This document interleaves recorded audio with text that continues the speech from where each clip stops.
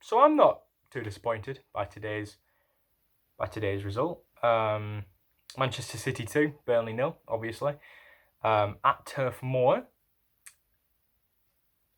As I say, I'm not actually too disappointed because, like I imagine most Burnley fans were, I was expecting to watch this game and see it 5-0 thrashing. Perhaps more. And I think after the Southampton game last night, I was worrying even more because no one wants to lose 9-0. But other than that, I do actually think we played quite well, and I think we deserved. Do I think we deserved to lose? Well, probably, but I think we earned a 2-0 loss. As silly as that sounds, I do think we've earned a 2-0 loss. Defensively, we were quite sound most of the game. I know. I understand it's very frustrating for a lot of Burnley fans. Seeing our players just sit off and just allow a team like Manchester City, who just have powers and just they can do anything they want as a team. It must be frustrating, and I was frustrated, but I think that worked quite well in our favour today. I think we kept them off quite well. There were a few pretty important blocks that we had to make, but with our not narrow-mindedness, but our narrow sort of position on the pitch, I think we did well against blocks. I think the only 2 goals they got today, they just came from a different level of class. I don't think that was anything that perhaps we could have positionally played a little bit better, but as a defensive unit, I think we were fine. And I just think they just had that little bit of extra class. Well, no, they had a lot more extra class. And Manchester City, I'm sure, most football fans understand that Manchester City are just one of those teams that can just turn it on as soon as they want. But as I say, I think we did well to stunt them. And I think we did well to prevent them at times from just turning it on. As an attacking threat today, considering our past performances against Manchester City where we've just rolled over and allowed them to attack, I don't think we quite did that today. I think we didn't play well as an attacking unit, but we definitely showed that we wanted to do something. I think we had two opportunities on goal today. We had the one with, I think it was Matt Loughton, put it down the wing, and Vidra chested it down and shot with his right foot, put it over the bar. It's a difficult opportunity, and obviously Rodriguez was in the box, but were Vidra to know that, I'm not sure he could have got the ball in well to Rodriguez. I think Manchester City's defenders would have just plucked it away and kicked it back out. So I do think Vidra made the right choice there. Did he do it well? I don't think so. I think you're Burnley. You're not going to have many. You're not going to have many chances on goal against a Manchester City who just have the ball 80% of the game. You have to put them on target. At least challenge the goalkeeper. Second shot, I think, was Goodmanson from 35 yards outside of the goal. It was a nothing opportunity, really. But if it adds to the tally, it adds to the tally. We didn't score with it, but it added to the tally. So yeah, I think as a team, we actually did perform quite well defensively and attacking-wise. We looked like we wanted to do something, in summary. And defensively, I think we stunted them quite well, other than the few opportunities that they had that went in. And there was one opportunity that they had, I think, around the penalty area where Gabriel Jesus got hold of the ball and fired with his left foot. James Tarkowski, God bless him. I do hope he doesn't leave, but he is going to leave. He put in an excellent block and I think prevented a pretty certain goal. Individual performances today. Who would I give man of the match? I mean, as much as he conceded 2 goals and as much as he's just been getting man of the match after man of the match recently, Nick Pope, I don't think he made any particularly important saves, but Manchester City putting the ball in the box, he came out well, he collected it well, and there were a few times where he had to come out of his box and get the ball out. which, by the way, I think overall in that game, he did better than Ederson, which is something you don't expect to hear from Nick Pope. As always, there were a few times with his distribution in which it didn't quite come off how you'd want it to, but that's just another area of his game that he can really try to push. But other than that, other than the 2 goals, I think Nick Pope had an excellent game. Just did a lot of the fundamentals well and conceded 2 goals that were always going to be difficult to prevent. And there was also the opportunity. I can't remember for the life of me who it was Raheem Sterling. I can't remember for the life of me. Raheem Sterling came through, tried to put it past Nick Pope's left hand side, I think it was, and Pope got a foot to it. Classic Nick Pope, did well there. So I think he was man of the match. In terms of our fullbacks, I'll go to Eric Peters first because I've got a few words for Matt Loughton. Eric Peters played well, pretty solid. There were a few times where you'd rather have Charlie Taylor in, but I think I'd just rather have Charlie Taylor in no matter what because I think he's a better defender and a better attacking fullback, which I think goes to show as to why I think Matt Loughton, pardon me, over the past few games has been performing so well. The Chelsea game was an anomaly. There wasn't a single player on that team that I thought did well. Like, it was very poor, very disappointing. But Matt Loughton, other than that Chelsea game, a lot of his recent games and a lot of his games this season, he's been performing excellently, and I think he's a true unsung hero in our season so far.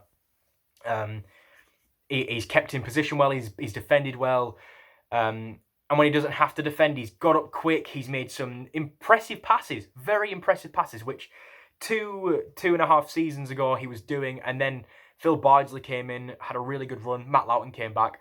He just wasn't the same, but I think he's getting back to his old self now because some of his passes are very impressive, such as the one, if it was Matt Loughton, such as the one where it got to Matej Vidra's chest. I'm not sure if I pronounced Matej Vidra's first name correct, but it's Matej, it's spelt Matej. I apologise if that's wrong.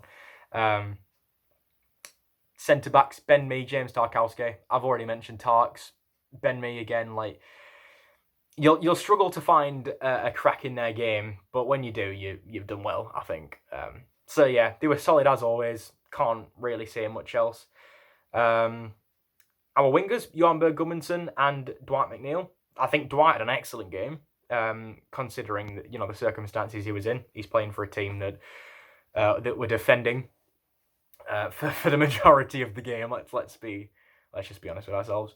But when he did have the opportunities to hold on to the ball, he kept it well. There were a couple times where sometimes there might have been a more defensive or I suppose you could say a negative pass back that he should have taken because otherwise he's just run right into the Manchester City defence and has lost the ball. But he's still young. I think he'll get out of some of those habits soon, hopefully. And as well defensively. I think you're talking 3-4 years' time. Dwight McNeil is going to be a manager's dream. He's positive. He wants the ball. He wants to push it, and he puts in excellent balls for a player trying to win the header or to get a goal. And defensively, I think he's 21 now. I think he recently turned 21. He might be 20. For such a young player, that is such an impressive thing to have. For an attacking young player, it's such an impressive trait to have. Because he tracks well. There was one time during that game where he made a very, very good tackle on Mahrez, I think it was. And, impressive game from Dwight overall. Johan Berg Gudmundsson, I think he's been off the pace recently. But today, he showed a little bit more class. I don't think he did anything of particular worth other than the shot. There's not really much I can say about Gudmundsson in terms of how well he played because I don't think he really did much. I think it was just an Eric Peters type thing. He was there. He did some good things. He did some slightly worse things. But he filled a space in the team. Much like Jeff Hendrick. God bless the man. I do hope one day he comes back home. to Burnley, that is, because I've always loved Jeff. Your central midfield roles, you're talking, Jack Cork and Ashley Westwood. Fine game. I think Corky's done really, really well to get back into the squad and show what we've been missing with Cork. I still think I'd rather have Brownhill and Westwood in the midfield because they seem to have a lot more about themselves. But having said that, I think Jack Cork did actually do really, really well today and has been doing really, really well. It's much like Matt Loughton, pardon me again, in that he's had a long stint out, came back a couple of times, didn't look too great, but now has been forced essentially to really play because Brownhill's out, and he's done well. He's done really, really well, and I'm proud of him for that. Westy, what can you say about Westy? He rarely has a bad game. Sometimes he has quiet games, but I don't think there's ever really been a time where you can say Westy has had a particularly bad game that you really pinpoint and say that was disappointing. So yeah, midfield, I think we're fine, considering the fact that you're coming up against a Manchester City midfield that I think you could argue are one of the best in the world right now, based on current form. And I think for our midfield to maybe strut isn't the right word, but to come up against their midfield and really give it a good go and actually I think they kept the ball quite well sometimes, and they looked calm on the ball, which it's reassuring for the rest of the season. So, I was perfectly happy with both their performances. And finally, the two, well, maybe not finally, because we're going to go into the substitutions. The two up top, Vidra and Rodriguez. I've talked about Vidra's opportunity on goal, but other than that, I think he actually had a really, really impressive game. What is he, 5'6", 5'7"? He's not the tallest player in the world, but he really jumped up and won some headers, and that is such a lovely thing to see. It's really nice to see a player who perhaps you wouldn't tip to be winning balls. There was one opportunity to win the header that the commentators that I was listening to specifically mentioned, that John Stones was there. He was ready to just touch the ball down, and Vidra somehow got up there and won the ball, headed it down, and got it to perfectly to J. Rodriguez's chest. He's got it down to Vidra, and his touch let him down a little bit. But I think Vidra did actually have a very impressive game. Other than his goal scoring prowess, I think he's had a good game. J. Rodriguez, nothing really stands out off the top of my head. I don't do notes. I just like to do things emotionally and raw. So yeah, J. Rodriguez I think was fine. He was okay, but nothing I would say was of particular importance. I think overall with the two of them up top, we look a lot brighter, and we look like scoring more. But we just, from what I've seen recently, we haven't scored more. It's weird. We look better, but are we better? I don't know. That's for you to decide.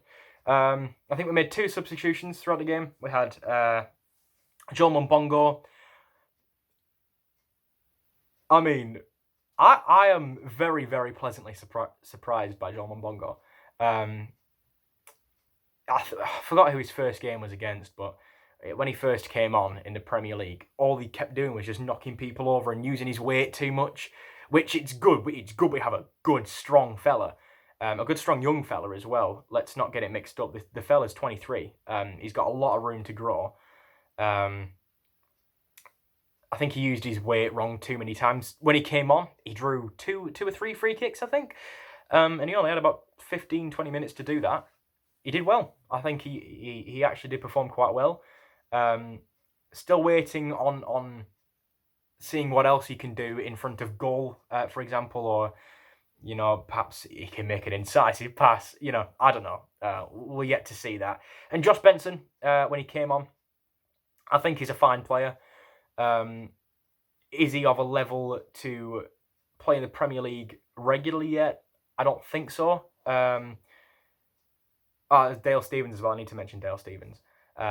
Josh Benson, sorry, we'll keep on with that. Josh Benson, when he came on, he was fine. There was one moment after a free kick had been given our way, He ended up with the ball to him and he just kicked it up. I think in a rush. I thought I should finish my sentence. He kicked it up in a rush, landed right into Edison's hands, and they were back on the attack. And that was the 88th minute or something. And it's fine, but it worries me that he doesn't have the same sort of allowance of himself like the rest of our midfield did today. But I'm sure he'll build upon that. He's still young, and he's definitely proved when he's come on, he's proved that he has something about him, which is, it's promising, and it's nice to see that our young players from our own academy are pushing and trying to prove their worth, and I think they have. I do think they have. Sorry, that's not a COVID cough. I just don't usually talk this long. Some of my voices all dried up. And then Dale Stephens, when he came on, he was fine. I think in the summer he was a very, very, and I stress, very underwhelming signing. But for less than £1 million, I do actually think he's been quite all right. He's not, being less than £1 million coming from Brighton, being a third choice centre midfielder from Brighton. You're never going to set the world alight when you come to any team. But I think he's been fine. He's not done anything of particular worry. Sometimes he looks positive. There was actually one time where I just thought, that's disappointing. Dwight Manila got out on the wing. He passed it to Dale Stephens. Dale had passed it back instantly. And the first thing he did was point back to defence and just say, get it back into the defence. And it did eventually go back into the defence. But I don't know. It was funny, but it was more disappointing. Because you just want the ball in the area. You just want, at least something to happen. But I think it's fine. He got drawn to fouls too quickly, I think. Today, there was one particularly on the right hand side of the pitch in the second half. Sterling was just there, ready for a foul. He knew what he was doing. It was Tarkowski and Dale Stephens, and Dale just went into him, gave away the free kick. Whereas I feel, just attempt the ball, don't just knock him over, because he's going to fall. But that's nothing I can really complain about. That's just football nowadays. People draw fouls, people make fouls. It's really quite as simple as that. Do I agree with it? No, I don't. I'd like to see football be a lot more free-flowing, but that's just my opinion. That's my opinion. As has this whole video.